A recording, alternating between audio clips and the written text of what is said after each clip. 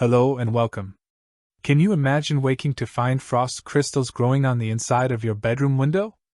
Picture stepping outside into air so sharp it burns your lungs with each breath. Where the wind doesn't just blow, it cuts through wool and leather as if they were paper. What would it feel like to know that your very survival depends not on conquering the elements, but simply on outlasting them, one frozen day at a time?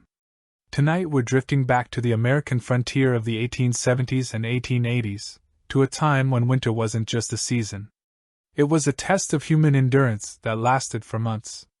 We'll walk softly through the snow-covered plains of Nebraska, Dakota Territory, Wyoming and Montana, where ordinary people faced extraordinary cold with nothing but their wits, their neighbors and whatever scraps of warmth they could gather around them.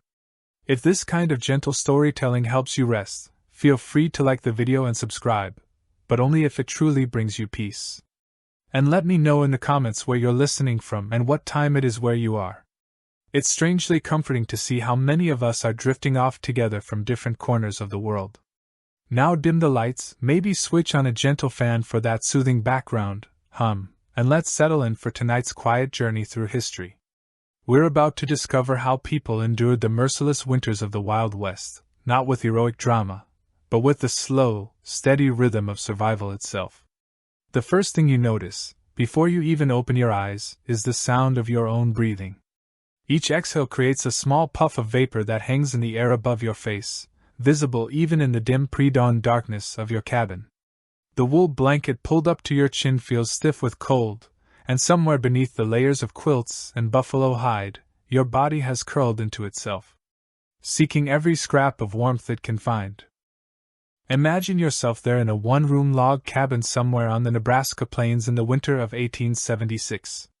The surrounding walls are chickened with mud and prairie grass, but the wind finds every gap, whistling through the spaces between logs with a sound that never stops. It's become the soundtrack of your winter, that constant low moaning that speaks of endless cold stretching across thousands of miles of open grassland. Your feet hit the wooden floor and the shock of cold shoots up through your legs like electricity.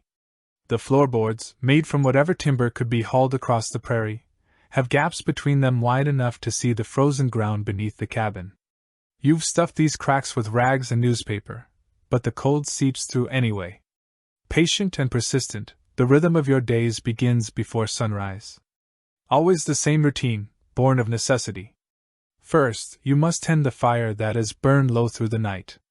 The embers glow like tiny orange eyes in the darkness, and you feed them carefully with whatever fuel you have, split logs if you're fortunate, twisted hay if you're not, or perhaps dried buffalo dung collected from the prairie during warmer months.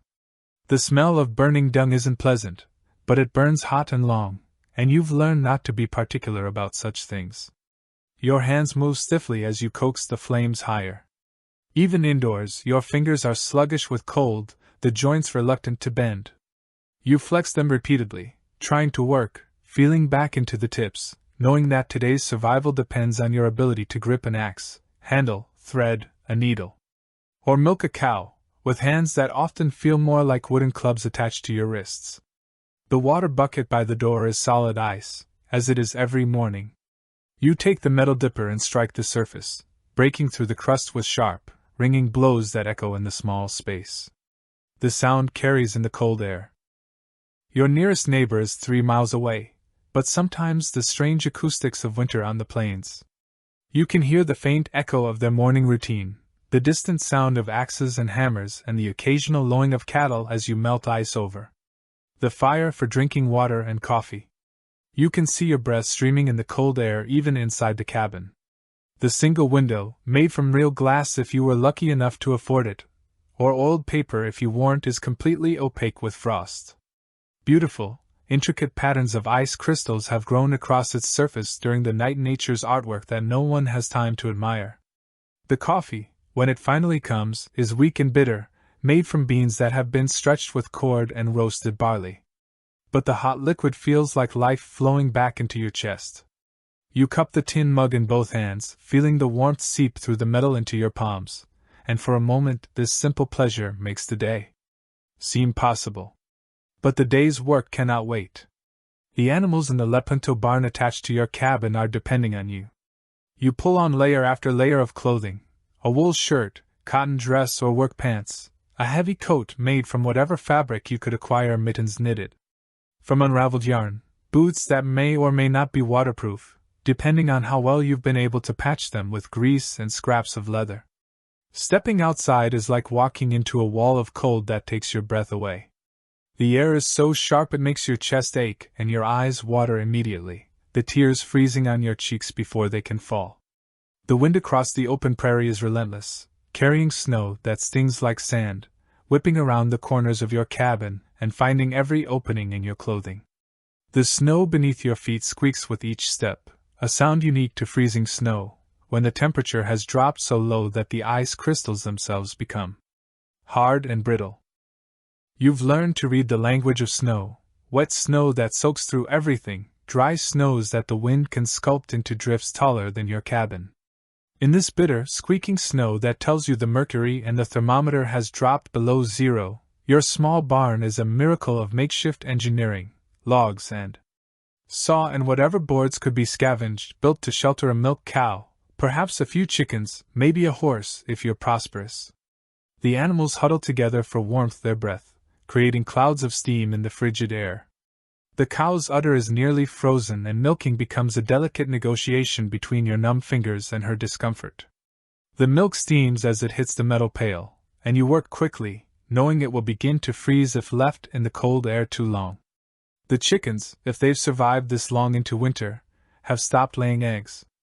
Weeks ago they huddled together in whatever nest boxes you've been able to construct, feathers fluffed out to trap warm air, beaks tucked under wings.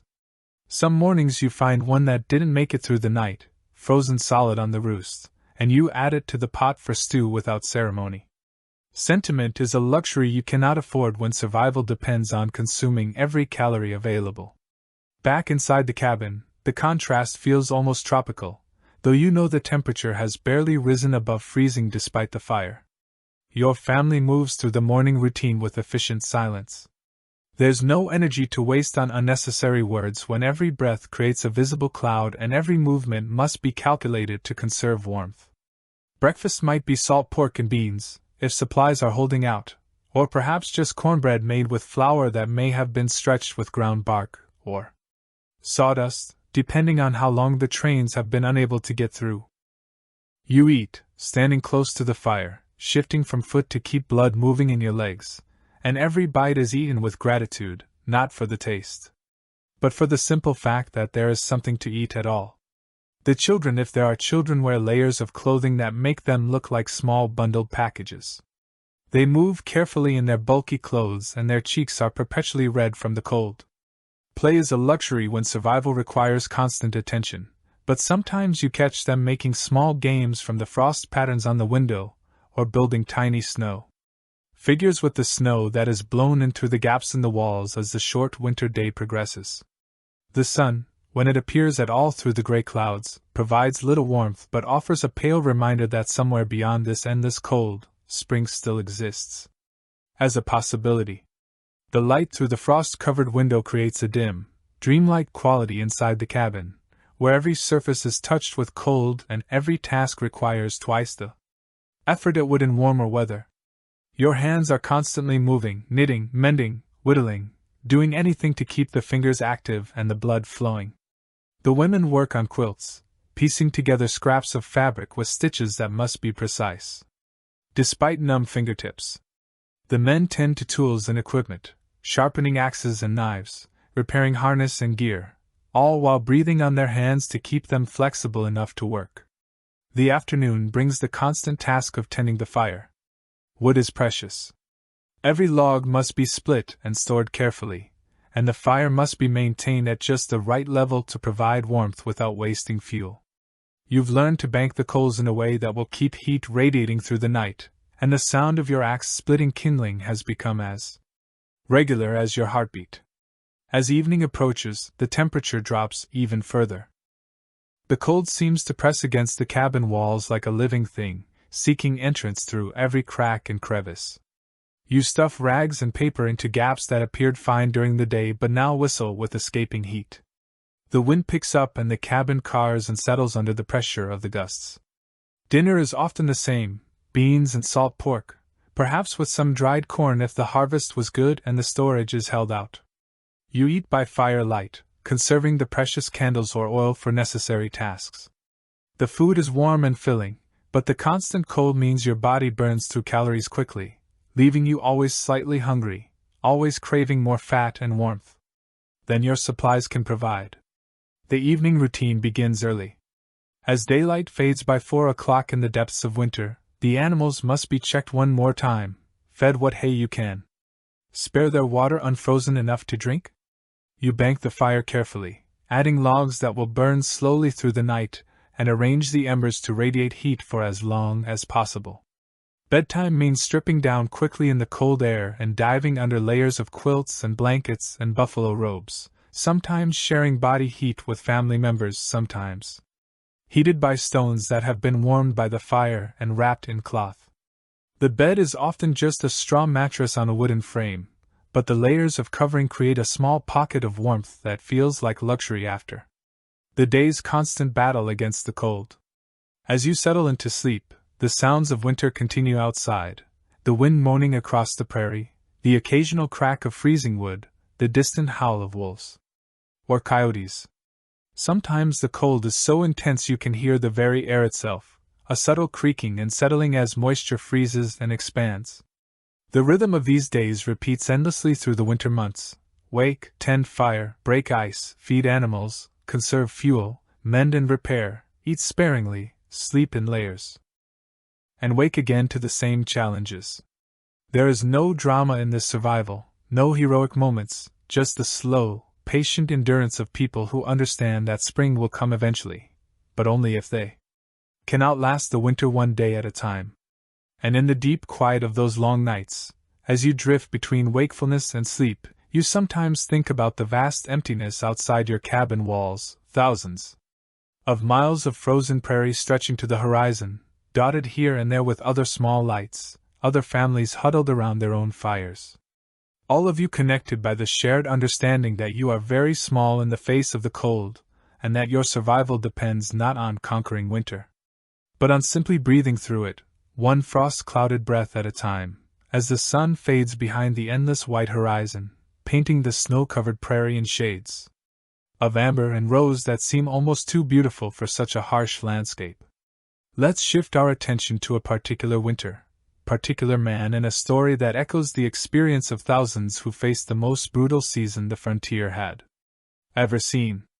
The winter of 1880 to 1881 would come to be known simply as the Hard Winter, and in a small cabin near Diet, Dakota Territory, a man named Nelson Story was about to discover just how hard winter could be, how it could strip away everything except the most essential elements of human survival, and reveal what truly mattered when everything else was gone.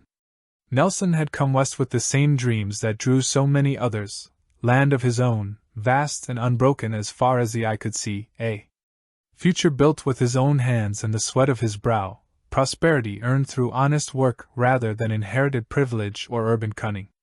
He'd claimed 160 acres under the Homestead Act, walking the boundaries of his property on that first day with a surveyor's chain and iron stakes marking corners that seemed to define not just land but possibility itself. The soil was rich and black beneath the prairie grass, and when he held it in his hands it felt like holding the future. The cabin he built with his own timber was modest but sturdy, its logs chickened with clay and prairie grass, its single room designed to hold everything a family needed to begin a new life. He had selected each log carefully, choosing straight-grained oak and ash from the creek bottom, seasoning the wood through one summer before raising the walls the next. The roof was sawed over rough planking, and when the spring rains came, it would bloom with wild flowers, as if the very house were reaching toward the sky. His wife, Sarah, had sewn curtains for their single window from fabric she had brought from their old home in Illinois, blue calico with tiny white flowers that reminded her of the garden she had left behind. Those curtains represented more than decoration.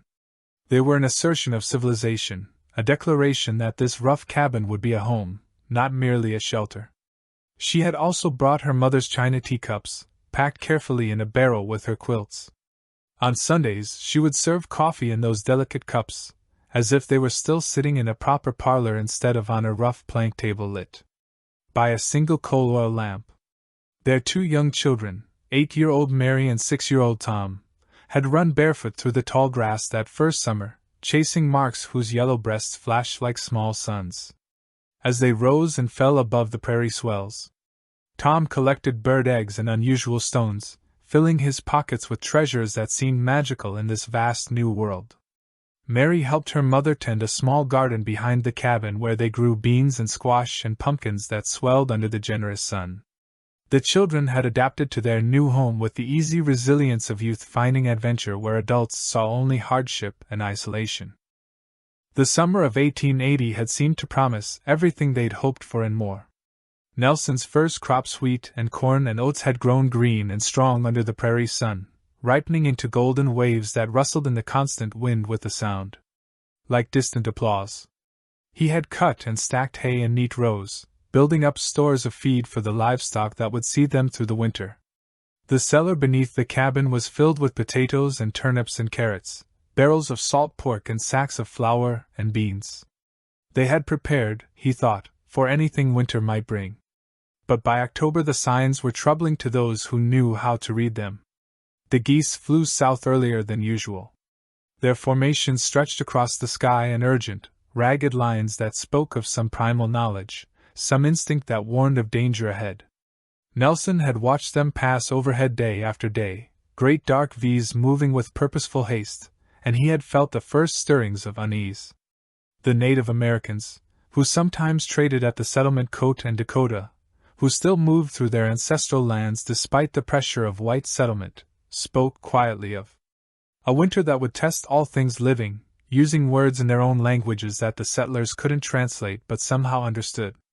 The cattlemen who grazed their herds on the open range noticed their animals growing thicker coats sooner than usual, developing the heavy winter hair that usually didn't appear until December. The horses grew shaggy and seemed restless, pawing at the ground as if searching for something they couldn't find. Even the wild animals behaved strangely, rabbits staying closer to shelter, prairie dogs disappearing into their burrows earlier each day, birds gathering in larger flocks as if seeking safety in numbers. The older settlers, those weathered men and women who had survived previous hard years, began laying in supplies with an intensity that made newcomers like Nelson uneasy.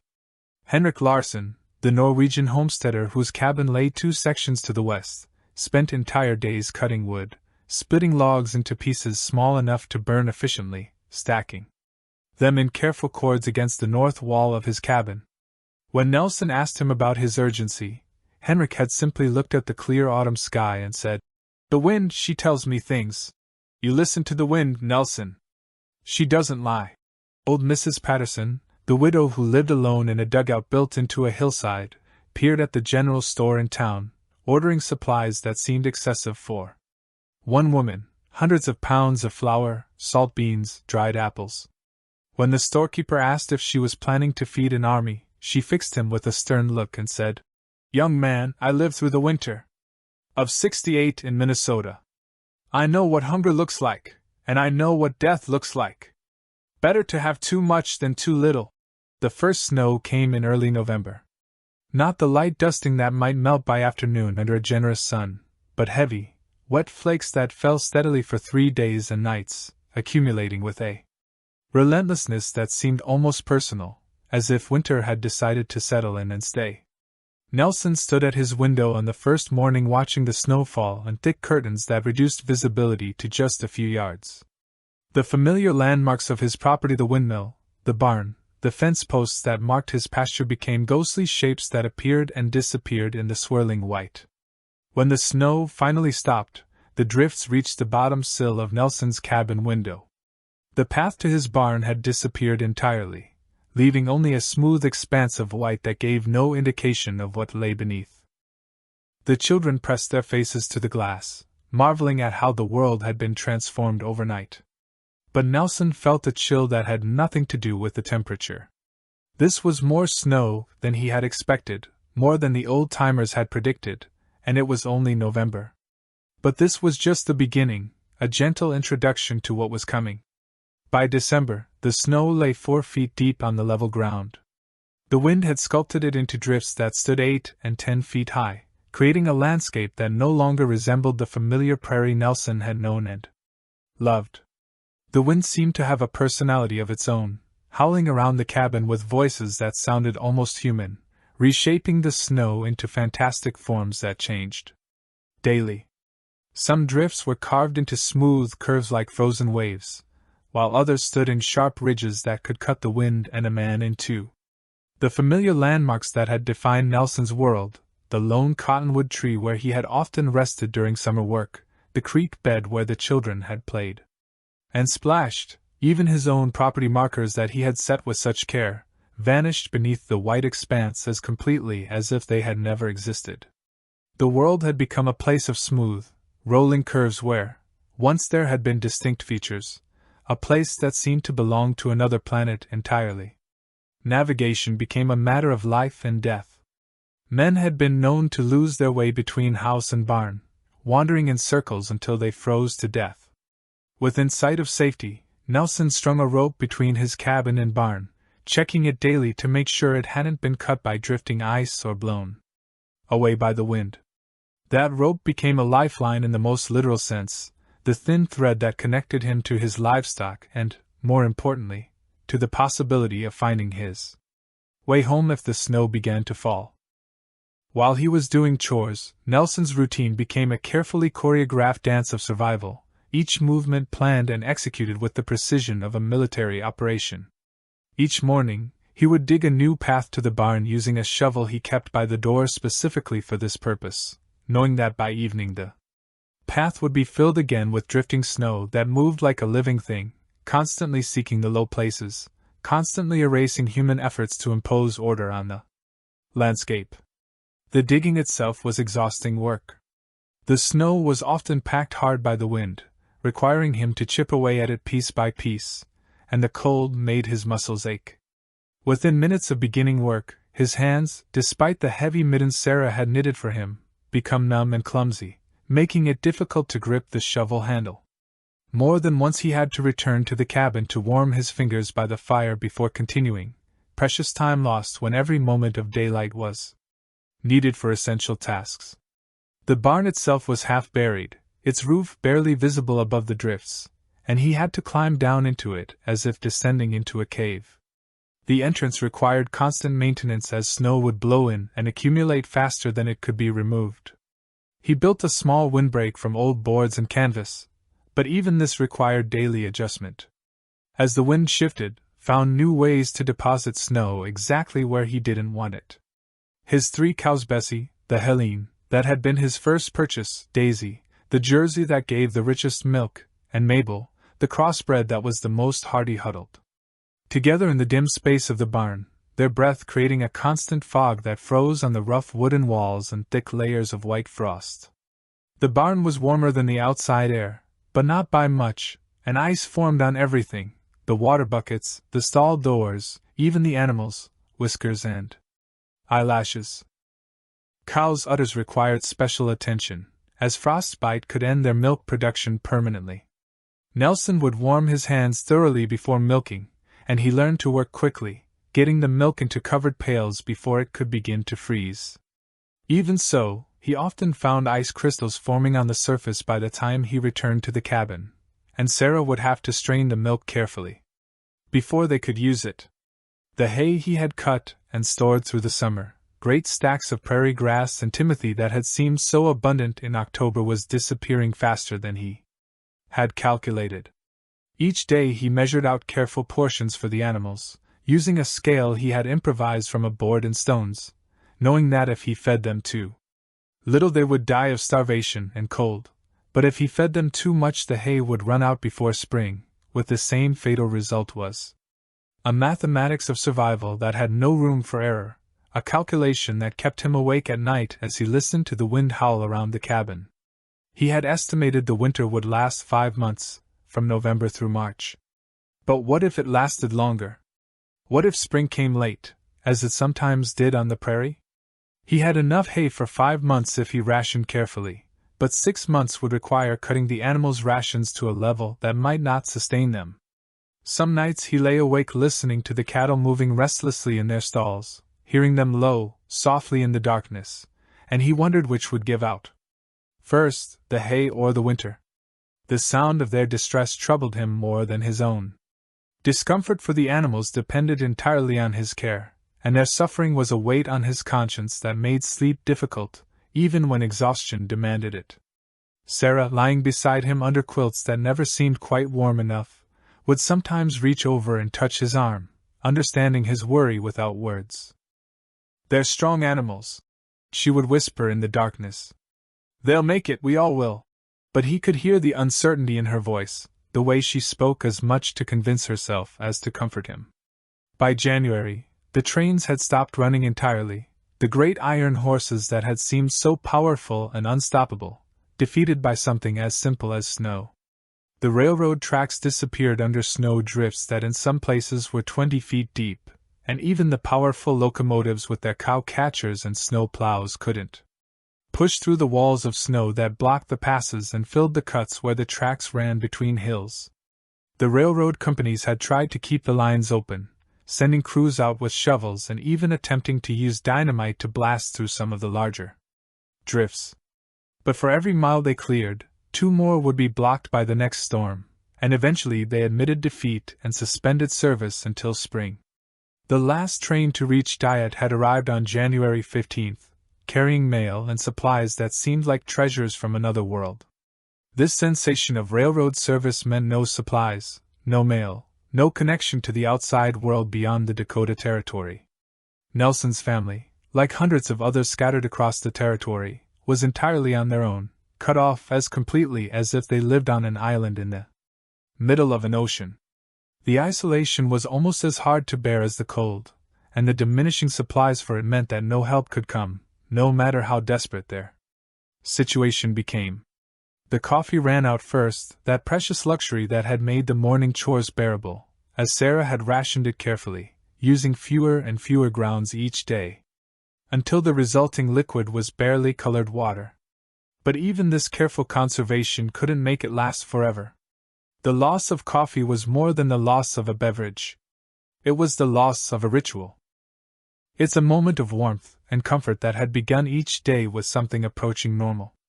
Then the sugar disappeared, the white crystals that had sweetened their cornbread and made the children's porridge palatable.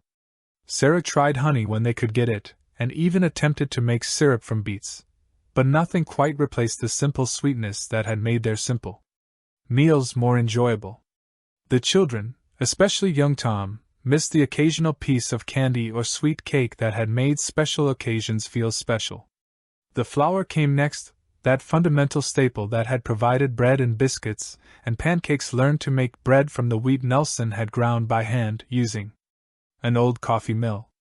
It's a process that was laborious and produced a coarse, dark flour that made heavy, dense loaves.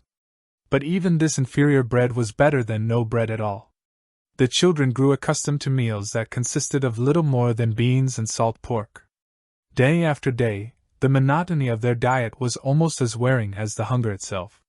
Without variety, without the small pleasures of different flavors and textures, eating became merely a necessity rather than a comfort. Sarah tried to create variation by cooking the same ingredients in different ways: beans baked one day, boiled the next, mashed into a paste and fried as patties on the third day. But there was only so much that could be done with such limited ingredients. The salt pork, their primary source of protein, had to be used sparingly. Each piece was precious, and Sarah would save the fat to cook other foods, wasting nothing. She learned to make soup from bones that had already been used for one meal, extracting every bit of nutrition from their dwindling supplies. The children, who had been accustomed to meat at every meal, learned to be grateful for small portions and to chew slowly to make the experience last longer. The cold was unlike anything Nelson had experienced, even during harsh winters in Illinois. The thermometer he had hung outside his door registered temperatures that seemed impossible: 30 below zero, then 40 below, then 50 below. At such temperatures, the air itself seemed to become solid, thick and painful to breathe, requiring conscious effort to draw into the lungs.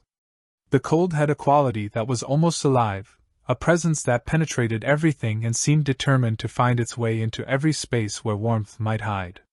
It crept through chinks in the cabin walls, despite the careful chinking Nelson had done in the fall. It rose from the floor, which was never quite warm despite the constant fire. It lurked in corners and under furniture, waiting to ambush anyone who moved away from the stove. Spit froze before it hit the ground, a phenomenon that fascinated and horrified. Tom tested it repeatedly until his father forbade the practice, fearing the boy would injure his mouth. The moisture from their breath created layers of ice on the inside walls of the cabin, building up gradually until the walls were covered with a coating of frost that glittered in the lamplight like diamonds, but spoke of how little their small fire could do against the vast cold outside. In the mornings they would chip the ice away with knives, collecting it in pots and pans to melt for water, because the well had frozen solid clear to the bottom, 20 foot down into the earth. The well water, when they could get it, was so cold it made their teeth ache, but it was precious because it meant they didn't have to melt snow, a process that consumed fuel they could barely spare. The process of obtaining water became a major daily task. Snow had to be gathered in buckets and brought inside to melt, but snow contained surprisingly little water. A bucket of snow yielded perhaps 2 inches of water in the bottom.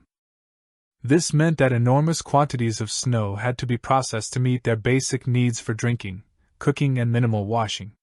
Bathing became a luxury they couldn't afford, both because of the scarcity of water and the impossibility of heating enough to fill even a small tub. They learned to live with the smell of unwashed bodies, with hair that grew lank and greasy, with skin that became rough and chapped, despite Sarah's carefully hoarded hand cream. Personal hygiene, once taken for granted, became another casualty of the winter's siege. The cabin itself seemed to shrink as the cold intensified. They moved their activities closer and closer to the stove, abandoning the far corners of the room where the cold gathered like a living thing. Their world contracted to a small circle around the fire where they ate and worked and played and slept, huddled together for warmth and companionship. In his letters to his brother back in Illinois, letters that wouldn't be delivered until spring, then Nelson wrote with careful understatement about their situation the restrained language of a man who didn't want to worry his relatives or admit the full extent of his family's peril. The winter has been somewhat more severe than we anticipated, he wrote in his neat, cramped handwriting, forming the letters carefully despite his numbed fingers. Sarah and the children are bearing up well, though we find ourselves somewhat restricted in our movements. Between the lines of such careful language lay the daily reality of a family slowly consuming everything they had managed to save, with no certainty that spring would come in time to save them.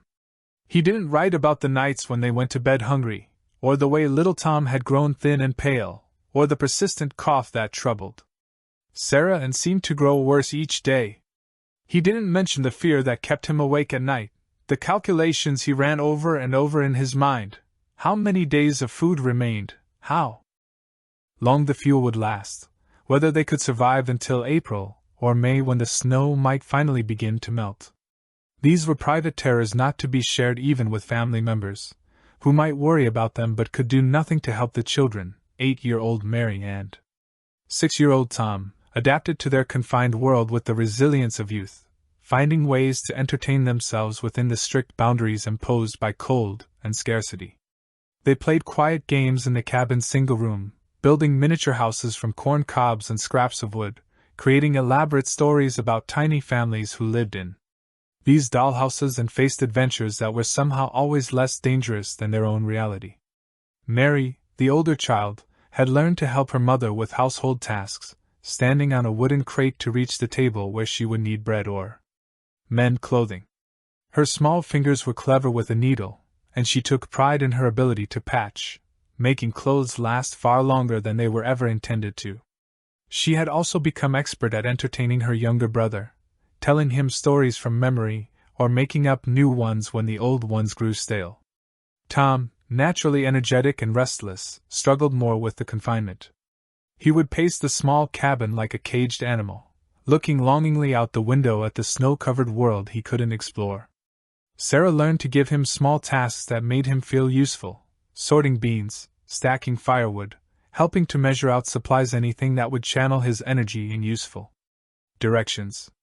Their laughter when it came sounded strange in the muffled silence of the snow-covered world, echoing off the frost-covered walls with a hollow quality that reminded everyone how isolated they were.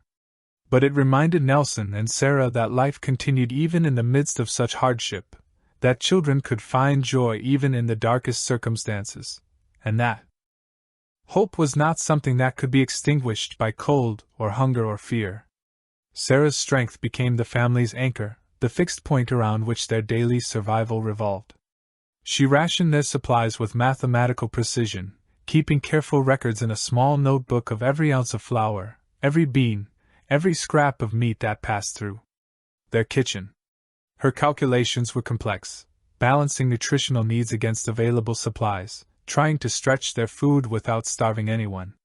She made meals from ingredients that would have seemed impossible to combine in better times: flour mixed with ground acorns Tom had gathered in the fall, soup made from potato peels and beef bones that had already been used twice before, bread that was more beans than wheat but still filled hungry stomachs. Her cooking became an act of alchemy, transforming meager ingredients into meals that not only sustained life but occasionally even pleased the palate. In the evenings, when the day's work was done and the family gathered around the stove for warmth, she would read aloud from their single-book Bible that her mother had given her when she married. Its leather binding, worn smooth by years of handling, her voice clear and steady, created a small island of normal in the vast ocean of cold and uncertainty that surrounded them. The familiar words of the Psalms and Gospels took on new meaning in their desperate circumstances. "The Lord is my shepherd, I shall not want," became not just a statement of faith but a daily prayer for survival. "Give us this day our daily bread" was no longer a metaphor but a literal plea.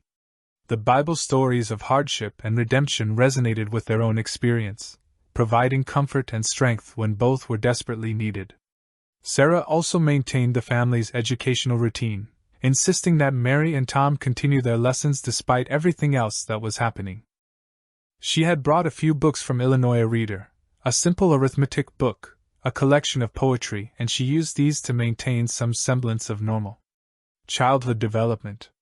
In the afternoons, when the light was best, the children would sit at the table with their books while Sarah worked nearby. The sound of reading voices, another assertion of civilization against the wilderness outside. The neighbors, when they could reach each other at all, shared what little they had with a generosity that spoke to the best of human nature. Old Henrik, the Norwegian homesteader 2 sections over, appeared at Nelson's door one February morning like a figure from a winter fairy tale, covered in snow from head to foot, icicles hanging from his beard, carrying a sack of dried fish that his wife had prepared the previous summer. Henrik's journey to reach Nelson's cabin had been an epic of determination and endurance. He had walked for hours through snow that was often waist-deep, following a route he had memorized by landmarks that were now buried twice. He had become disoriented and had to backtrack using the wind direction and the position of the sun to find his way. When he finally reached the cabin, his face was so frostbitten that Sarah had to warm it gradually with cool water before he could speak clearly. They sat by Nelson's fire and shared coffee made from roasted wheat, a bitter beverage that bore little resemblance to real coffee but was warm and stimulating. Henrik spoke quietly about his own struggles, his words careful and deliberate as he chose between English and Norwegian, sometimes lapsing into his native language when emotion overcame his vocabulary. He told them how he had lost one of his horses to the cold, when the animal had somehow gotten out of the barn during a blizzard and been found frozen solid the next morning. The loss was devastating, both emotionally and practically, as the horse had been essential for spring plowing. He was now feeding his remaining animals, the thatching from his roof, pulling out the straw and prairie grass that had been meant to provide insulation, gambling that he could replace it before next winter. His wife, Ingrid, had sent along not just the dried fish but also a small pot of pine needle tea, a remedy she had learned from her grandmother in Norway. The tea was rich in vitamins that could help prevent scurvy, a disease that had claimed several lives during hard winters in the old country. Sarah accepted the gift with tears in her eyes, understanding that Henrik's family was sacrificing their own comfort to help their neighbors. These visits were rare treasures in the isolation of the hard winter, moments of human connection that reminded them they were not alone in their struggle. The simple act of conversation with someone outside the family circle was precious beyond description, a reminder that the world beyond their cabin still existed, and that spring would eventually restore the community connections that winter had severed. Sometimes a neighbor wouldn't be seen for weeks, their absence a source of growing concern that could only be resolved when the weather permitted someone to make the dangerous journey to check on them. These welfare visits were acts of heroism that often went unrecorded, men and women risking their own lives to ensure that their neighbors were still alive. When the snows finally melted enough to allow more regular travel, the community would discover the cost of their isolation in stark and painful terms. The Johnson family, who had homesteaded a few miles to the east, had burned their furniture to stay warm when their coal ran out in January. They had started with chairs and tables, then moved on to bed frames and dressers, finally burning even their children's wooden toys in a desperate attempt to keep their fire going. When neighbors finally reached them in late February, they found the family huddled in a cabin that contained almost nothing except the stove and the clothes on their backs. The house that had once been a comfortable home was now an empty shell, its furnishings converted to ash and memory. But the family was alive, and in that winter mere survival was counted as victory. The young couple from Ohio, the Brennan, who had arrived just the previous spring full of hope and determination, had lost their baby to pneumonia. In January, the infant, barely 6 months old, had developed a cough that grew worse despite Martha Brennan's desperate nursing. Without proper medicine or the ability to get medical help, they could only watch helplessly as their child's condition deteriorated. They had buried the tiny body in a makeshift grave behind their cabin, wrapped in Martha's best shawl, but the ground was frozen too hard to dig properly. The grave was shallow, marked only by a crude wooden cross that Patrick Brennan had carved with tears freezing on his cheeks. They knew they would have to properly bury their child when the ground thawed, but for now the small mound of snow marked a loss that was almost too large to bear. These losses were absorbed into the collective memory of the settlement without fanfare or dramatic mourning. They were simply part of the price of winter on the frontier, entries in an accounting book of survival that recorded both victories and defeats with equal starkness. The community had learned to grieve quietly and quickly, because dwelling on loss too long was a luxury they couldn't afford when their own survival remained in doubt. But the losses weren't forgotten. Names were remembered, stories were told. The empty cabins served as silent reminders of how thin the line was between survival and disaster. Each family that made it through the winter carried the memory of those who didn't, a weight of survivor's guilt that would influence their decisions for years to come. As February stretched into March, Nelson began to worry that spring might not come at all, that the normal cycle of seasons had somehow been broken and winter had become a permanent condition. The snow showed no signs of melting, and if anything, it seemed to be accumulating even faster as storm after storm swept across the plains with renewed fury. Their supplies had dwindled to almost nothing. The beans were nearly gone, counted out each day like precious coins. The salt pork had been reduced to small pieces that were more fat than meat, providing flavor for the thin soups that had become their primary sustenance. They were eating seed wheat that was meant for spring planting, a desperate measure that mortgaged their future against their present survival. The consumption of seed wheat was perhaps the most difficult decision Nelson had to make during the entire winter. Those precious kernels represented not just potential food for the coming year but the very foundation of their future on the homestead. Without seed to plant, there would be no crop, and without a crop they would have no way to support themselves through another year. But faced with the immediate prospect of starvation, the choice was clear, even if it was devastating. Nelson measured out the wheat, grain by grain, using only what was absolutely necessary to keep his family alive, saving every kernel he could for planting, calculated and recalculated, trying to determine the minimum they needed to survive against the minimum they needed to plant a viable crop. Some evenings, as the wind howled around their cabin with renewed fury, it seemed to Nelson that winter had become a permanent condition, that the world had shifted. on its axis and would never again know warmth. The cold seemed to have a malevolent intelligence, finding new ways to torment them just when they thought they had adapted to its presence. The wind was the worst part, more than the cold or the snow or even the hunger. It never stopped, never even paused for breath, howling around the cabin with voices that sometimes sounded human, sometimes like wild animals, sometimes like demons from hell itself. It found every crack and crevice in their defenses, probing constantly for weaknesses, bringing news of the vast emptiness that surrounded them. But gradually, almost imperceptibly, the signs of change began to appear to those who knew how to look for them. The quality of light through their frost-covered windows shifted subtly, staying bright a few minutes longer each day as the sun traced a higher arc across the sky. It was a change measured in minutes rather than hours, but to people who had lived in semi-darkness for months, those extra minutes of daylight were precious beyond description. The wind, while still fierce and unrelenting, began to carry different scents, not just the clean, empty smell of snow that had dominated for so long, but hints of earth and moisture that spoke of transformation somewhere beneath the frozen surface. It was a subtle change, often masked by the overwhelming smell of cold and snow. But occasionally, when the wind shifted just right, there was something else, something that spoke of life, stirring in hidden places the animals seemed to sense the change before the humans did. The cows became more restless in their stalls, lowing more frequently and with a different tone, as if they were responding to some signal the humans couldn't detect. Even the barn cats, who had spent months in a state of semi-hibernation, began to move around more, exploring corners they had abandoned to the cold. Nelson began to notice that the snow, while still deep and persistent, had a different quality. It was softer, somehow more likely to compress under his feet rather than crack and crunch. The drifts, while still massive, seemed less permanent, as if they were beginning to settle and consolidate rather than continuing to build endlessly higher.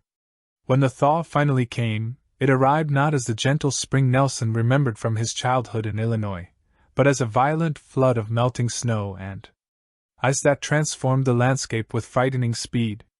The creek that had been frozen solid for months, its surface buried under feet of snow, became a rushing torrent that swept away everything in its path: fence, posts, shed roofs, piles of firewood that had been carefully stacked and counted. The sound of running water was shocking after months of winter silence.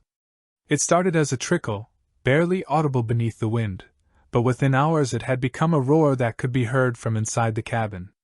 Nelson stood at his window watching in amazement as water appeared where none had been visible for months, carving new channels through the snow and revealing the familiar contours of his land. The roads became impassable, rivers of mud mixed with chunks of ice and debris from the winter's accumulation. What had been solid snowpack became a quagmire that could swallow a horse to its belly, trapping anyone foolish enough to attempt travel. The transformation was so rapid that it seemed almost magical, as if the earth were waking from a deep sleep and shaking off the winter's burden with violent enthusiasm. The landscape revealed itself slowly like a photograph developing in solution, showing a world transformed by months of burial under snow. Familiar landmarks appeared in unexpected places, shifted by the weight and movement of ice. Fences had been moved by drifting snow, buildings had shifted on their foundations, and trees bore scars from the winter's assault that would mark them for years to come. But most shocking of all was the revelation of winter's casualties. As the snow melted, it revealed the bodies of animals that had died during the worst storms, cattle that had wandered from shelter and frozen, wild animals that had succumbed to starvation, and domestic animals like chickens and pigs that had somehow escaped their shelters and paid the ultimate price for their freedom. The dead animals had to be disposed of quickly, before they could contaminate water sources or spread disease. It was grim work, made more difficult by the muddy conditions and the emotional weight of seeing the winter's toll laid out so starkly. Each carcass represented a loss not just of property but of hope, a reminder of how close they had all come to joining the ranks of winter's victims. Nelson and his family survived the hard winter, but they were changed by it in ways both obvious and subtle. The children had grown thin and quiet, aged beyond their years by months of privation and constraint. Mary, once a chatterbox who filled the cabin with constant conversation, had learned to speak only when necessary, conserving energy like everything else in their survival equation. Tom, previously a bundle of endless energy, moved more slowly and seemed to tire easily, his natural exuberance dampened by the winter's harsh lessons. Sarah had developed a persistent cough that would trouble her for years to come, a legacy of breathing cold air and living in close quarters where illness spread easily. The cough was deep and harsh, sometimes keeping the family awake at night and serving as a constant reminder of the price they had paid for survival. Despite various remedies, pine needle, tea, honey, when they could get it steamed from boiled water, the cough persisted, becoming part of who she was. Nelson himself found that he looked at the world differently now, always calculating, always planning for the next winter, its never again trusting in the simple abundance of summer. The easy confidence he had felt during that first golden summer on the homestead was gone, replaced by hard-earned wisdom about the precarious nature of life on the frontier. He had learned that prosperity could vanish overnight, that careful preparation was the difference between life and death, and that the prairie, for all its beauty, was not a forgiving place. The experience had aged him visibly. His hair had grown gray during the winter months, and lines had appeared around his eyes and mouth that spoke of months spent squinting against wind and snow, of nights spent lying awake worrying about supplies and survival. His hands, once smooth from office work back in Illinois, were now permanently roughened and scarred from the constant labor of winter survival, splitting wood with numb fingers, digging through ice and snow, handling rough tools and impossible conditions. But perhaps the most profound change was in his relationship with the land itself. Before the hard winter, he had seen his homestead as something to be conquered and controlled, a resource to be exploited for his family's benefit. Now he understood that he was engaged in a partnership with forces far more powerful than himself, and that his survival depended not on domination but on adaptation and respect. In the years that followed, Nelson would become something of a local expert on winter survival, transformation that happened gradually, as neighbors began to seek his advice and counsel. They would come to him in the fall asking questions about storing food, insulating cabins, and managing livestock through the cold months. His reputation grew not from boastfulness or self-promotion, but from the quiet competence he displayed and the practical wisdom he had gained through bitter experience. He developed systems and practices that became models for the community. His method of insulating cabins using banked snow and carefully placed windbreaks was copied by newcomers. His technique for rationing supplies, calculating not just for the expected length of winter but for a winter that might last a month longer than usual, became standard practice among those who trusted his judgment. His advice on livestock management was particularly valued. He had learned that animals needed more than just adequate food. During freezing, they needed shelter from wind, access to unfrozen water, and careful monitoring for signs of distress. He shared techniques for keeping water from freezing, for recognizing the early stages of frostbite in cattle, and for calculating feed requirements that balanced survival against scarcity. But those who knew him well could see that the hard winter had left its mark in ways that went beyond practical knowledge. He never again looked at a clear autumn sky without wondering what lay ahead, never again took for granted the simple comfort of a warm room and a full larder. There was a weariness in his eyes now, a constant awareness of how quickly circumstances could change and how thin the margin was between prosperity and disaster. This vigilance extended to every aspect of his life. He kept larger stores of food than seemed necessary, maintained his equipment with obsessive care, and always had backup plans for every essential activity. Some neighbors thought he had become overly cautious, even paranoid, but others, who had lived through their own hard times, understood that his caution was the wisdom of experience. The community itself was transformed by that winter in ways that would influence its development for generations to come. Families that had survived formed bonds that lasted lifetimes, united by the shared memory of months when their very existence had balanced on the edge of disaster. These relationships were different from ordinary friendships. They were forged in desperation and tempered by mutual dependence, creating a network of support that transcended normal social boundaries. The Larsens, the Norwegian family whose generosity had helped Nelson's family survive, became lifelong friends, despite the language barriers that sometimes made communication difficult. Henrik and Nelson would spend hours together sharing techniques for farming and survival, their friendship deepened by the knowledge that they had helped each other through the darkest time either had ever experienced. They developed new customs and practices, ways of helping each other that acknowledged how quickly prosperity could turn to desperate need. The community established informal but effective systems for sharing resources during emergencies, for checking on isolated families during severe weather, and for pooling knowledge about survival techniques. One such practice was the winter visiting system that developed in the years following the hard winter. Families would take turns hosting gatherings during the coldest months, providing not just social interaction but opportunities to share resources and information. These gatherings served multiple purposes. They allowed people to check on their neighbors' welfare, to share news and practical advice, and to maintain the social bonds that isolation threatened to erode. This sharing went beyond material goods to include knowledge and skills. Women shared techniques for stretching food supplies, for making clothes last longer, for treating illness with available remedies. Men exchanged information about weather patterns, about the behavior of animals during severe cold, about construction techniques that could better withstand winter's assault. The hard winter became a reference point for all future difficulties. Other challenges were measured against it, and usually found wanting. When crops failed or livestock died or accidents occurred, people would say, "Well, at least it's not as bad as the hard winter." Somehow that comparison made current troubles seem more manageable. But the winter also became a source of pride, a badge of honor for those who had lived through it. Survivors would identify each other with subtle references and shared understanding, members of an exclusive club whose membership requirements had been survival itself. Children born after the hard winter would grow up hearing stories about it, tales that seemed almost mythical in their extremity but were vouched for by parents and neighbors who bore the visible and invisible scars of that experience.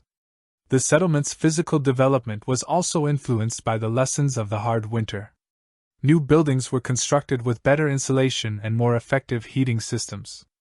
Barns were built closer to houses, with covered walkways when possible. Root cellars were dug deeper and lined more carefully.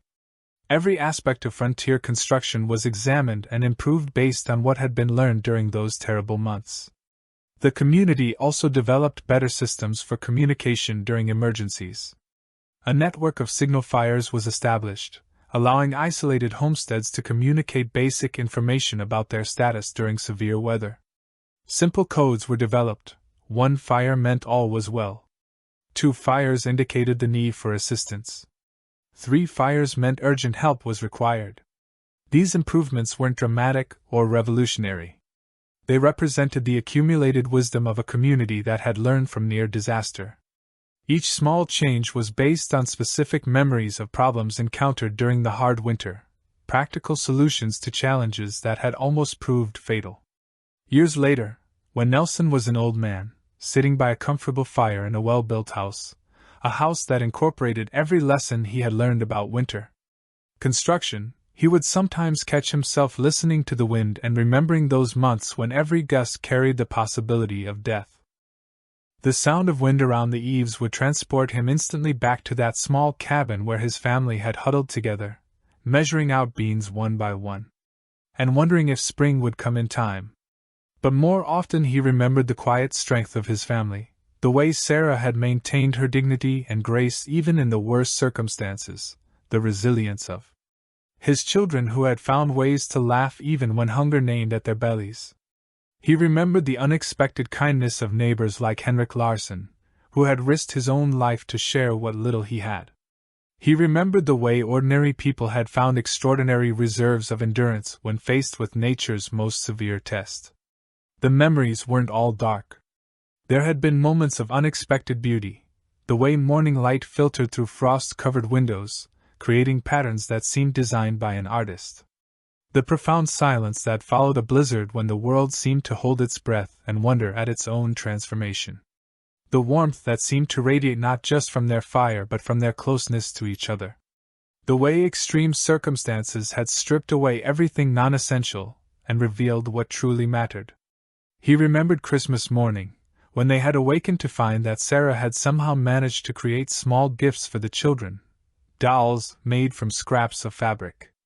For Mary, a wooden horse carved from a piece of firewood for Tom. The gifts were simple, almost to the point of crudes, but the children had received them with a joy that expensive toys could never have inspired. That Christmas had taught them all that happiness didn't depend on abundance, but on love and hope and the determination to find meaning even in the darkest circumstances. Sarah, gay-haired now and still fighting the cough that had never entirely left her, would join him by the fire on winter evenings, and they would sit in comfortable silence, each lost in their own memories of that terrible and transformative time. Sometimes she would reach over and take his hand and he would feel again the strength that had sustained their family through those months of trial. "We were lucky," she would sometimes say, though they both knew that luck had little to do with their survival. They had survived through preparation, determination, mutual support and sheer, stubborn refusal to give up. But Sarah's use of the word lucky encompassed more than just survival. They had been lucky to face the crisis together. Lucky to have neighbors who cared about their welfare, lucky to discover reserves of strength they hadn't known they possessed. Their children, now grown with families of their own, would visit during the winter months, bringing grandchildren who had never known real hardship but who listened with wide eyes to stories of the hard winter.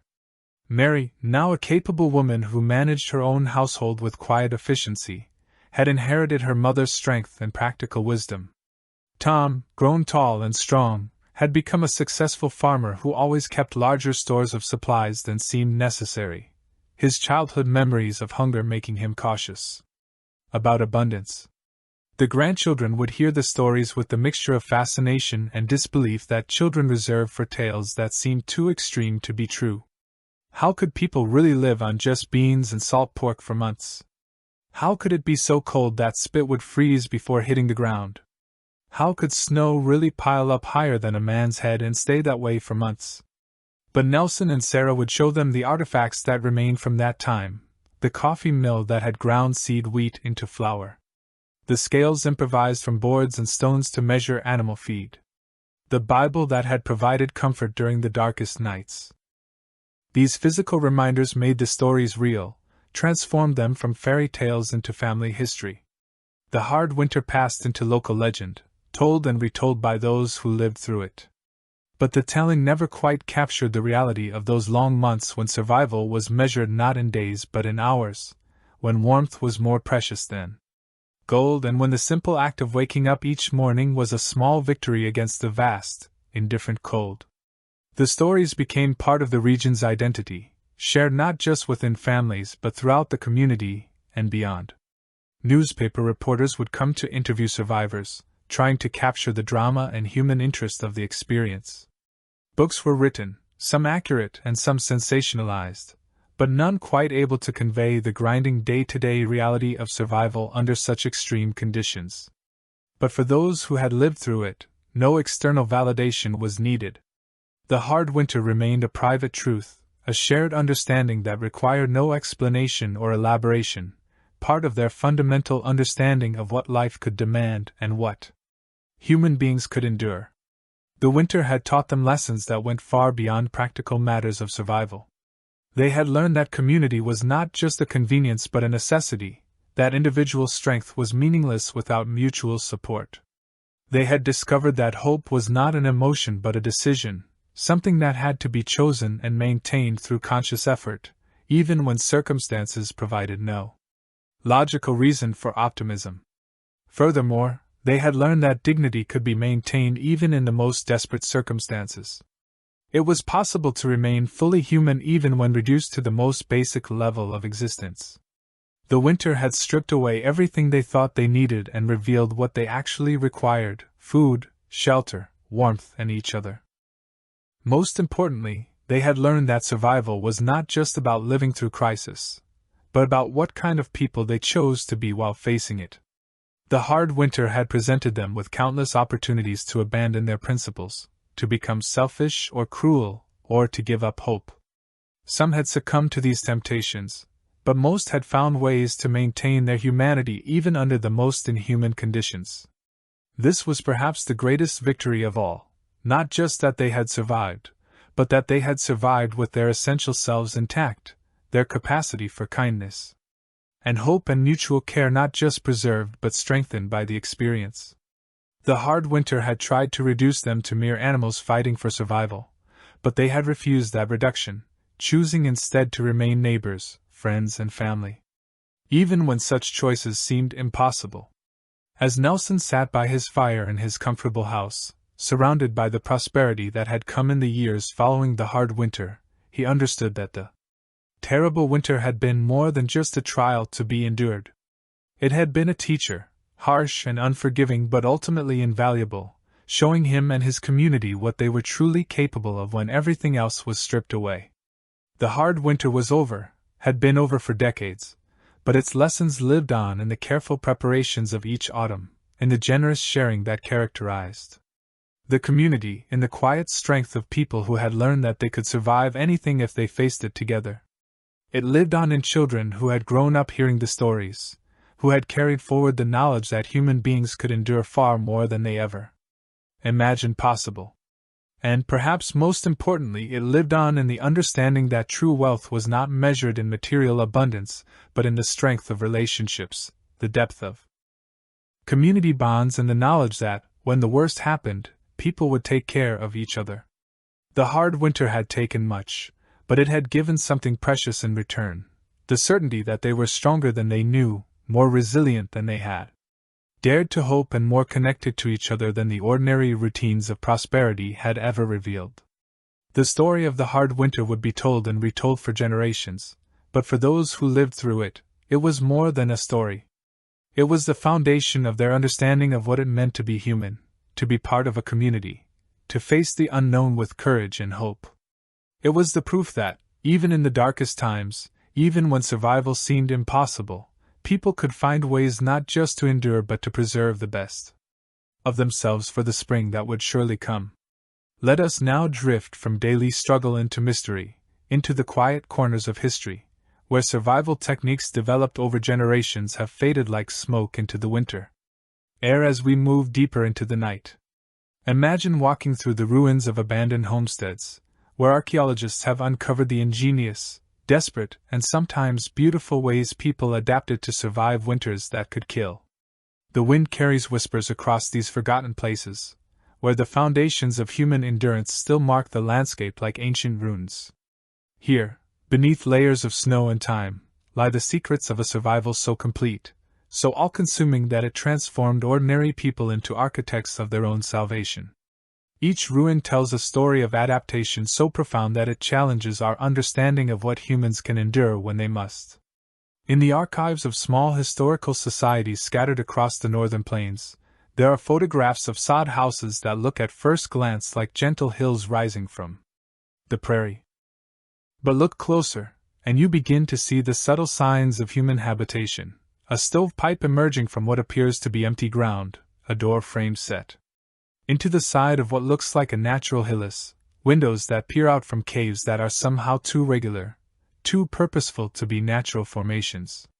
These structures represent one of the frontier's most effective but least celebrated adaptations to freezing, the sod house built from blocks of prairie turf cut with special plows provided insulation that wooden cabins could never match. The thick walls of earth and grassroots held heat like a giant thermal mass, maintaining temperatures that, while never warm, remained survivable cool even when the outside air dropped to lethal levels. The construction of these earth fortresses required knowledge that went far beyond simple building techniques. Settlers learned to read the prairie like a vast library, identifying the specific types of grass whose root systems would hold together under stress, whose density would provide the perfect balance between insulation and structural integrity. They discovered that sod cut in autumn, when the roots had completed their growing season, created blocks that would settle and cure through winter into walls nearly impervious to wind and cold. Some families developed sophisticated techniques for layering different types of sod, creating walls with varying insulation properties throughout their structures. Archaeological evidence suggests that the most successful sod houses had walls built in careful patterns, denser, tighter blocks on the north side to resist the bitter winter winds, looser, more insulating blocks on the south side to capture and hold whatever warmth the weak winter sun could provide. But the real mysteries lie in the details that ordinary people developed, through trial and error, techniques that were never written down in farming manuals or government pamphlets. Wisdom that passed from neighbor to neighbor in whispered conversations during brief winter visits. These were the small innovations born of necessity, refined through desperate winters and then forgotten as prosperity and modern heating made them unnecessary. Consider the practice of newspaper insulation technique that archaeologists have discovered in the walls of cabins throughout the Northern Territories. Families would save every scrap of paper that came their way, old newspapers, catalog pages, letters, anything that could create an additional barrier against the cold. They would paste these papers to the inside walls of their cabins in overlapping layers, creating a space filled with trapped air between the paper and the logs. The effect was subtle but significant, often meaning the difference between a cabin that could be heated and one that remained perpetually cold despite constant fires. The application of this newspaper insulation became an art form in itself. Families developed specific patterns for overlapping the papers, techniques for making primitive paste from flour and water that would hold through months of extreme temperature changes, and methods for covering the papers with cloth or hides to prevent them from absorbing moisture from cooking and breathing. Some families created elaborate collages on their walls, arranging newspapers and catalog pages, and patterns that provided both insulation and a form of primitive interior decoration during the long months when beauty was a necessity for psychological survival. In some ruins, archaeologists have found evidence of even more desperate measures. Layers of cloth, sometimes entire garments, had been stuffed into wall cavities. In one cabin site in North Dakota, researchers discovered the remains of what had once been a wedding dress, carefully cut into strips and used as insulation. The silk fabric preserved by the dry conditions still showed traces of lace and pearl buttons, a poignant reminder of how survival could require the sacrifice of everything beautiful and precious. These textile discoveries reveal a hierarchy of sacrifice that developed within frontier families.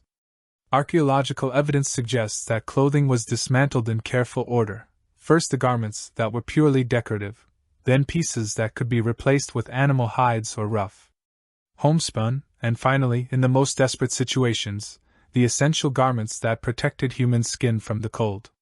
In several cabin sites, researchers have found entire layers of insulation made from children's outgrown clothing, suggesting that families systematically converted every scrap of fabric into a barrier against the killing cold. The mystery of fuel extends beyond the obvious scarcity of wood on the treeless plains.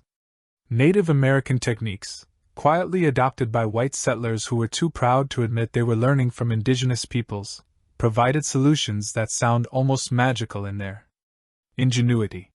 The practice of burning twisted hay, for example, was an art form that required specific knowledge of grass types, moisture content, and twisting techniques that could make prairie grass burn hot and long. Master hay burners could identify dozens of different prairie grasses by their burning characteristics. Bluestem grass, when twisted with just the right amount of moisture and wound into tight spirals, would burn with an intense heat, perfect for cooking. Switchgrass gathered at a specific time in its growing cycle could be prepared to burn slowly and steadily for hours. Some families developed secret techniques for treating dried grass with animal fat or rendered bone marrow grating fuel bundles that burned with the intensity of hardwood. The art of hay preparation occupied entire seasons.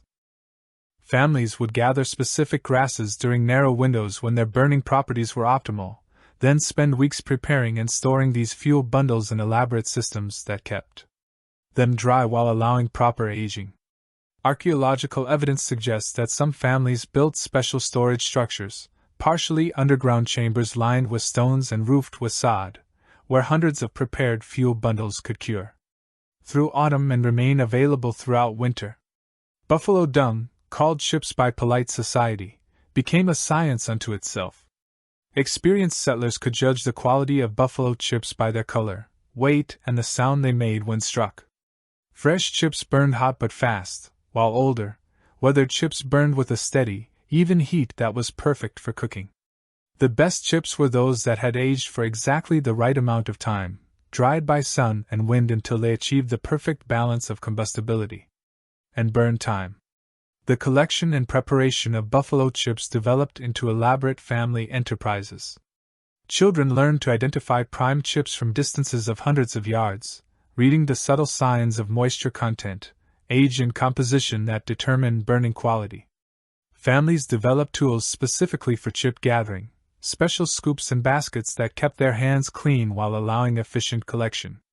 Some families built dedicated chip storage areas with sophisticated ventilation systems that allowed continued drying while protecting the fuel from rain and snow. In the archaeological record, there are tantalizing hints of survival practices that have been almost entirely lost. Excavations of cabin sites reveal small underground chambers carefully lined with stones that seem to have no obvious purpose. Some historians believe these were ice cellars that worked in reverse during winter, spaces where the natural insulation of the earth could keep stored food just warm enough to prevent total freezing, creating a natural refrigeration system that kept supplies usable throughout the long months when hunting and gathering were impossible. These underground storage systems represent some of the most sophisticated engineering found on the frontier. Archaeological evidence suggests that families dug these chambers to precise depths, calculating the exact point where earth temperature would remain stable regardless of surface conditions. Some chambers show evidence of elaborate ventilation systems, carefully designed air shafts that allowed just enough circulation to prevent spoilage while maintaining optimal storage temperatures. The contents of these chambers, when preserved enough to identify, reveal careful planning that extended through entire seasons. Families stored not just food, but tools, spare clothing, medicines made from prairie plants, and even small supplies of emergency fuel. Some chambers contained ceramic vessels filled with rendered animal fat, providing both emergency food and material for waterproofing and tool maintenance. Others held carefully wrapped bundles of seeds, ensuring that survival through winter would not compromise the following year's crops. The mystery deepens when we consider the social aspects of winter survival. Letters and diary entries from the period hint at practices that were never fully explained, customs that developed within isolated communities and died with the people who created them. References to warming parties appear in several sources, gatherings where families would combine their resources to heat a single, larger space, sharing fuel and food while maintaining warmth through collective body heat. But the exact protocols of these gatherings, how they were organized and maintained, remain frustratingly vague. Archaeological evidence suggests that these warming parties were more elaborate and systematic than casual references indicate. Some cabin sites show evidence of temporary wall modifications, places where internal walls could be removed to create larger spaces or where additional heating systems could be quickly installed to support larger groups. Excavations have revealed networks of cabins connected by underground passages, allowing families to move between structures without exposure to deadly cold. The logistics of these gatherings required sophisticated planning. Families had to coordinate food supplies, fuel resources, and sleeping arrangements for groups that might include dozens of people.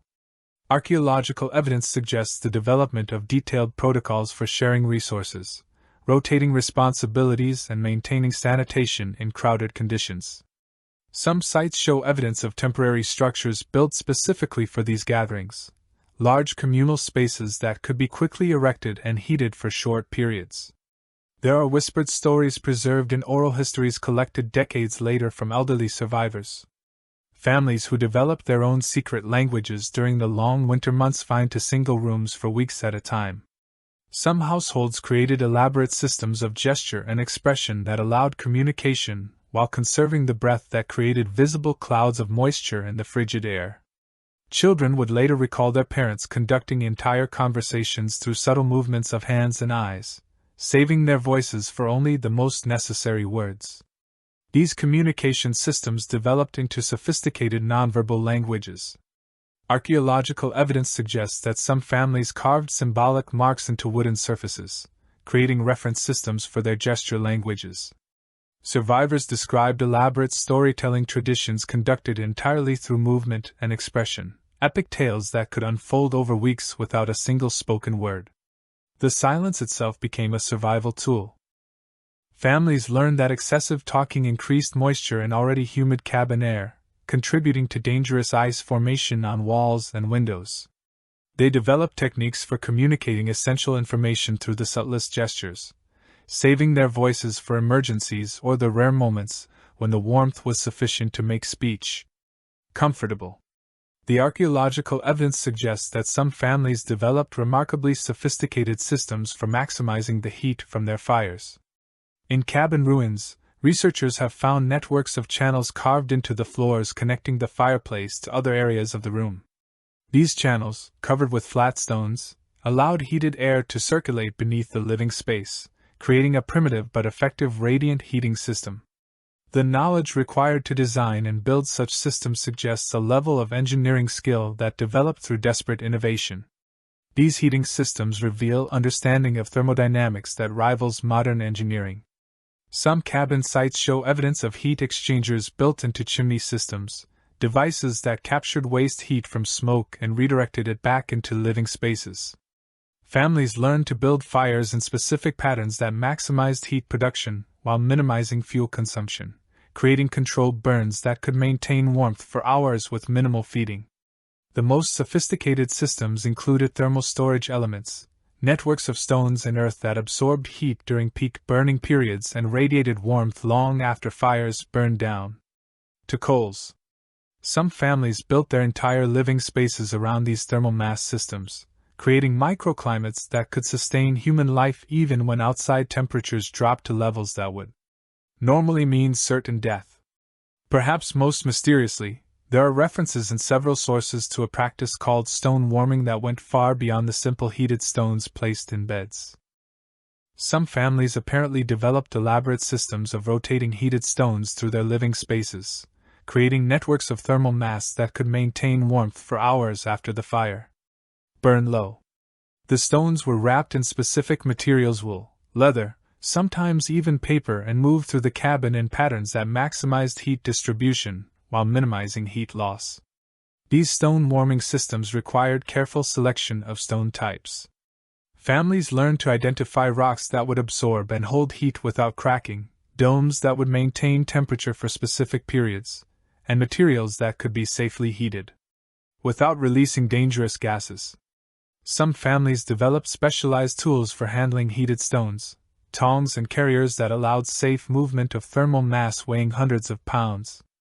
The wrapping materials for heated stones became another frontier science. Families experimented with different fabrics and hides, learning which materials would transfer heat slowly and safely, which would prevent burns while maximizing thermal benefit. Some wrapped stones were designed to provide heat for specific body parts: foot warmers with special shapes, hand warmers that could be carried during essential outdoor work, bed warmers that could keep a sleeping person alive through the coldest nights. The mystery of winter communication extends beyond individual families to entire communities. How did scattered homesteads, separated by miles of impassable snow, maintain contact during the worst storms? There are hints in the historical record of signal systems, arrangements of poles or cloths that could be seen from great distances, coded messages that could be read by those who knew the system. But the details of these communication networks, if they existed, were never formally recorded. Archaeological evidence suggests that some communities developed sophisticated visual communication systems. Excavations have revealed tall posts positioned at specific intervals across the landscape, placed to be visible from multiple homesteads. Some of these posts show evidence of attachments for flags or cloths, suggesting coded message systems that could relay information across vast distances. The signals themselves apparently carried complex information. Oral histories mention systems that could communicate everything from medical emergencies to weather warnings to requests for assistance. Some families developed their own variations of these systems, creating private communication networks that allowed coordination of activities across multiple homesteads. In the deeper mystery of adaptation, we find evidence that some frontier families borrowed more extensively from Native American practices than they ever admitted in their letters or diaries. Techniques for sleeping in groups to maintain body heat, methods of food preservation that utilized the freezing itself as a preservation medium, practices for maintaining mental health during months of isolation and confinement. All of these show influences that suggest a quiet exchange of survival knowledge between cultures that were officially in conflict. Archaeological evidence reveals the extent of this cultural exchange. Cabin sites show indigenous construction techniques integrated with European building methods, creating hybrid structures that combine the best survival strategies from both traditions. Food storage systems show clear native influences. Preservation techniques that utilize traditional indigenous knowledge of prairie ecology and seasonal cycles. The psychological survival techniques show perhaps the strongest indigenous influence. Practices for maintaining mental health during isolation, methods for structuring time during months of confinement, and techniques for preserving community bonds across long separations all show elements that suggest direct learning from Native American communities who had survived prairie winters for generations. The most haunting mysteries are those revealed by what archaeologists don't find. In some cabin sites, there are no remains of furniture, no evidence of beds or chairs or tables. These families apparently burned everything combustible during their final winter, feeding their last possessions to the fire in a desperate attempt to survive until spring. In these empty spaces, the silence tells a story more powerful than any artifact. These sites of ultimate sacrifice reveal the terrible calculations that survival required. Archaeological evidence suggests careful prioritization in what was burned, first decorative items, then furniture that could be replaced with improvised alternatives, then finally essential items like beds and tables when no other fuel remained. Some sites show evidence that families burned their own floors and walls, stripping away parts of their shelter to feed fires that kept them alive for a few more days. The order of destruction in these sites reveals the psychology of survival. Personal items with sentimental value were often preserved until the very end, suggesting that families maintained hope and identity even as they systematically destroyed everything they owned: children's toys, family photographs, religious items. These were the last things fed to fires, marking the moment when survival required the sacrifice of everything that made life meaningful beyond mere biological continuation. And there are the cabins that were simply abandoned, left with everything intact, as if the inhabitants had stepped out for a moment and never returned. In these frozen tableaux, archaeologists have found meals still laid out on tables, clothing still hanging from pegs, children's toys still arranged, as if play had been interrupted by something too urgent to delay. These sites speak to the thin line between survival and surrender, two winters that tested human endurance beyond its breaking point. These abandonment sites preserve moments of decision that reveal the ultimate limits of human endurance. Some show evidence of careful preparation for departure: food packed, essential items gathered, fires safely extinguished.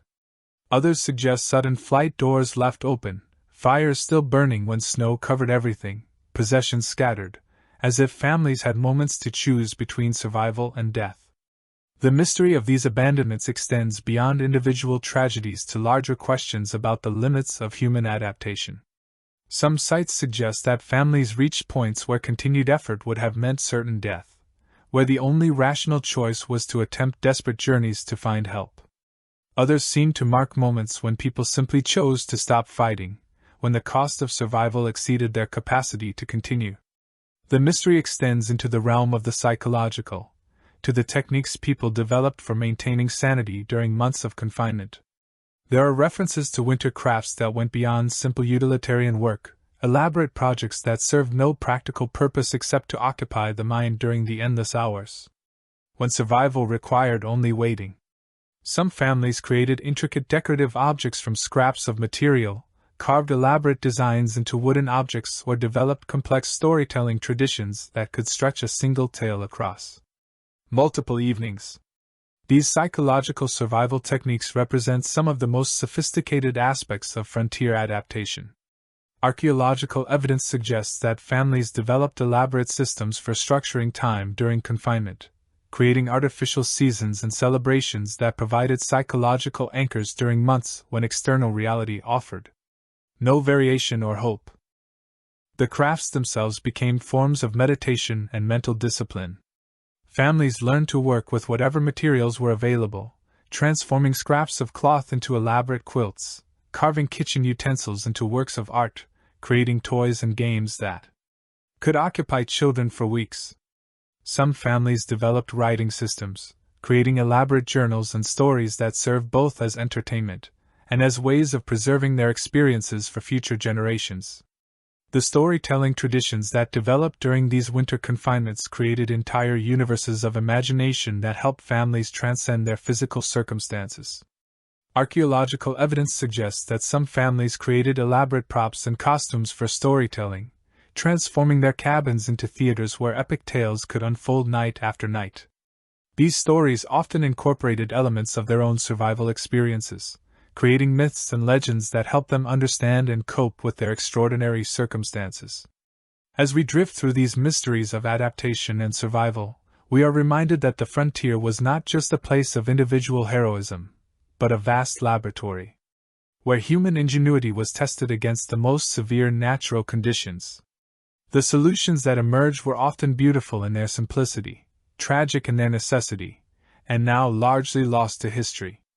The winter wind that still blows across the northern plains carries the whispers of these forgotten techniques, these lost arts of survival that helped ordinary people endure extraordinary cold.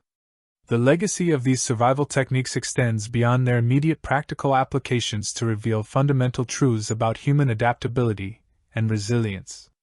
The people who developed these methods were not experts or specialists, but ordinary families forced by circumstances to become innovators and engineers. Their solutions reveal capacities for creativity and endurance that challenge our assumptions about human limitations.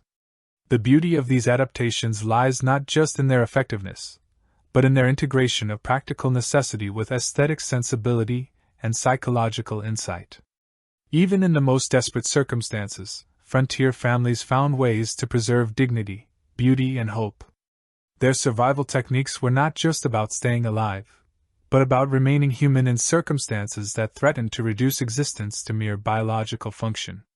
In the deep quiet of archaeological sites, where foundation stones mark the places where families once huddled through brutal winters, there is a sense of presence, of lives lived with an intensity that prosperity has made unnecessary.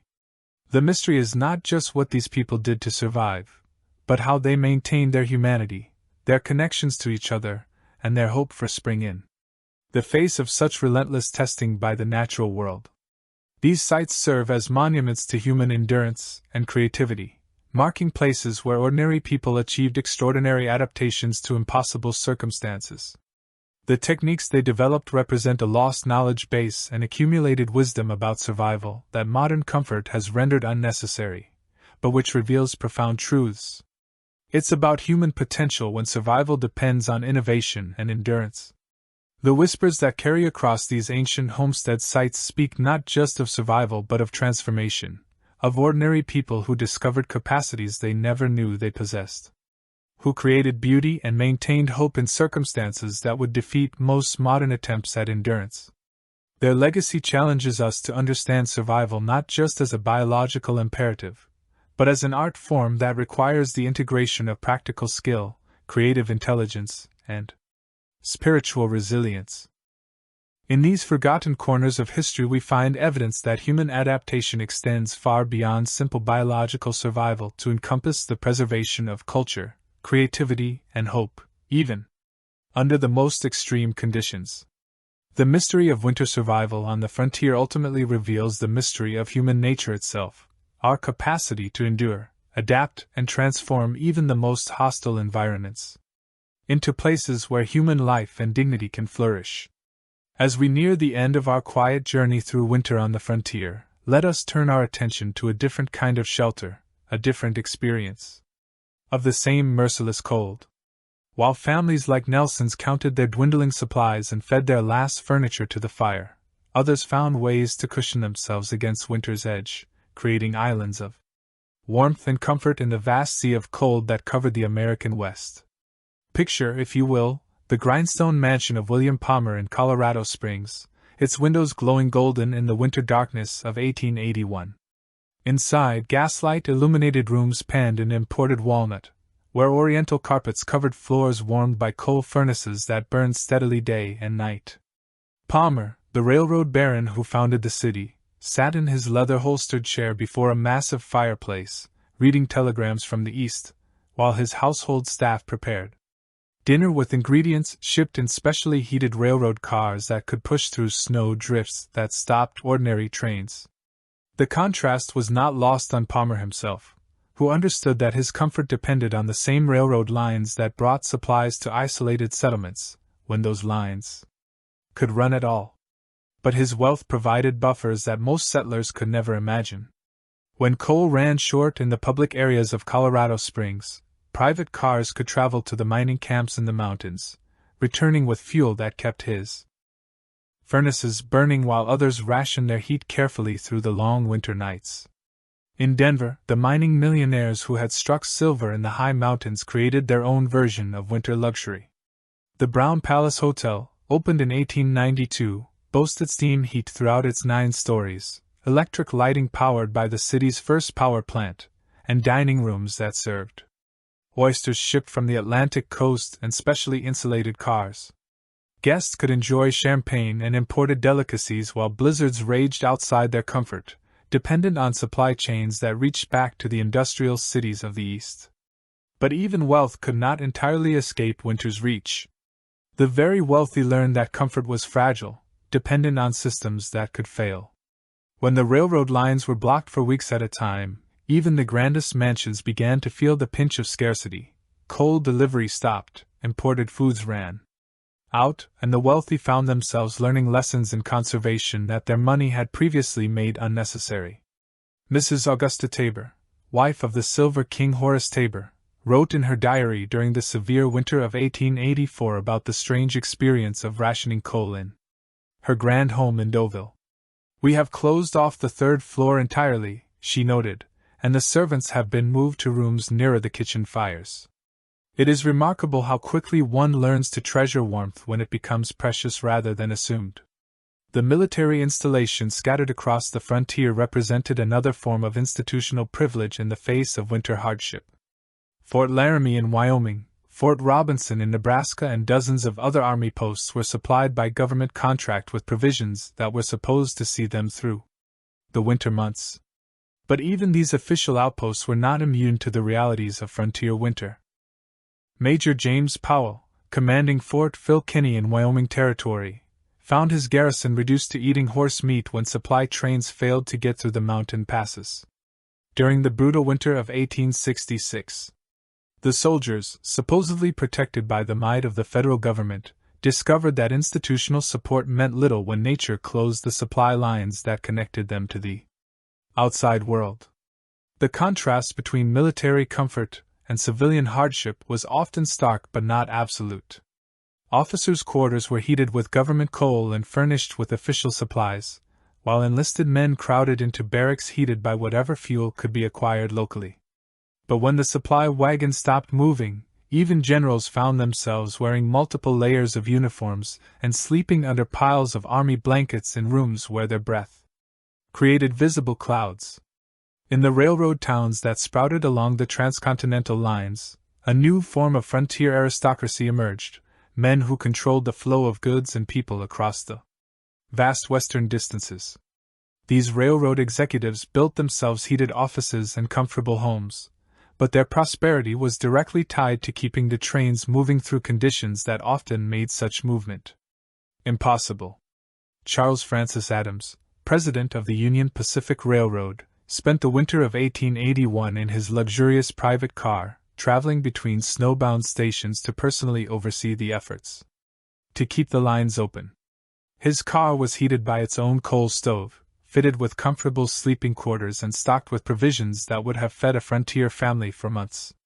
Yet even Adams found himself stranded for days at a time, his mobile palace becoming a prison when the forces of nature proved stronger than the forces of commerce. The cattle barons who ran vast ranches across the northern plains represented perhaps the most interesting intersection of wealth and vulnerability. During harsh winters, men like Granville Stewart in Montana and Conrad Torres in the same territory had built empires based on the free grass of the open range. But winter could destroy years of accumulated wealth in a matter of months. The winter of 1886 to 1887, known as the Great DUP, taught these cattle kings that even vast wealth could not protect against the mathematics of cold, snow, and starvation.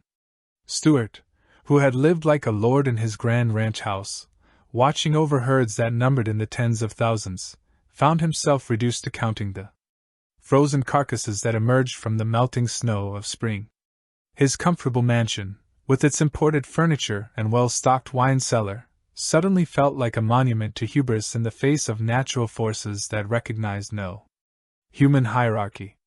The mining camps in the high mountains created their own peculiar aristocracies where the owners of successful claims could afford to have supplies packed in by mule train, even when the costs became astronomical. In Deauville, Colorado, at an elevation of over 10,000 feet, winter was not just cold but thin and brutal. The wealthy mine owners built themselves heated offices and comfortable homes, but they were islands of warmth in a landscape where workers lived in drafty cabins and tents, burning whatever they could find to stay alive. The social dynamics of these contrasts were complex and often unstable. Wealth provided insulation against cold, but it also created dependencies that could prove fatal when systems failed. The wealthy needed servants to maintain their comfort, but those servants needed to be housed and fed, creating obligations that could become burdensome when resources grew scarce. Some wealthy families found themselves sharing their hoarded supplies with their workers, not from generosity but from the practical understanding that their own survival depended on maintaining the loyalty of those who kept their fires burning and their food prepared. In the territorial capital Cheyenne, Helena, Vismar government officials lived in relative comfort, heated by public funds and supplied through official channels. But even these representatives of federal authority discovered that winter could reduce their grand offices to the same basic struggle for warmth that faced every frontier family. Territorial governors found themselves wearing overcoats in their offices and conducting official business in rooms where ink froze in the wells. The most poignant contrasts emerged in the small frontier towns where wealth and poverty lived side by side. The banker who foreclosed on struggling homesteaders might himself be reduced to burning furniture when his coal ran out. The merchant who charged desperate prices for scarce supplies might find his own family rationing food when the railroad stopped running. Winter was a great equalizer that could humble the proud and reduce the powerful to the same basic negotiations with cold and hunger that defined frontier life. Yet even in these moments of shared vulnerability, the traces of privilege remained. The wealthy still had reserves to draw upon, savings accounts and Eastern banks, relatives who could send money by telegraph, investment properties that could be liquidated for emergency funds and might suffer during a hard winter. But they rarely faced the absolute desperation that threatened families who had nothing but what they could produce with their own hands. As spring finally came to the frontier towns and isolated ranches, the contrasts became visible in the landscape itself. The grand houses emerged from winter with their structures intact, their foundations solid, their furnishings preserved. The cabins of the poor often showed the scars of desperate winters, missing floorboards that had been burned for fuel, furniture that had been sacrificed to the fire, walls that had been partially dismantled to feed the stove. The wealthy learned different lessons from hard winters than did the poor. Where the poor learned to hoard and conserve, the wealthy learned to diversify their resources and maintain multiple supply lines. Where the poor learned to make do with whatever was at hand, the wealthy learned the importance of maintaining emergency reserves and backup systems. Both forms of knowledge were valuable, but they reflected fundamentally different relationships to scarcity and abundance. In the end, winter on the frontier was a test that everyone faced, but not everyone faced equally.